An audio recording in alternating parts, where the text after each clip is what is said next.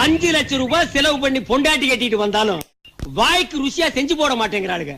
நம்மளுக்கு பிடிச்சதை செய்ய சொன்னா அவளுங்களுக்கு பிடிச்சதை செஞ்சு அப்படியே தின்னுக்கிறாளுங்க. சரி பொண்டாட்டி செஞ்சதை சாப்பிடலாமேன்னு உட்கார்ந்தா முன்னாடி தட்டை போடுறாளுங்க.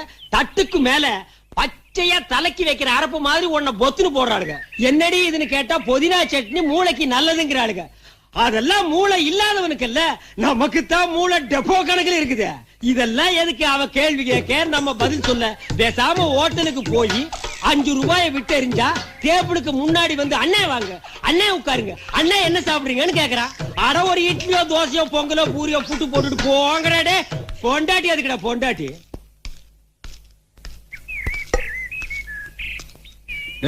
இலைய போடு.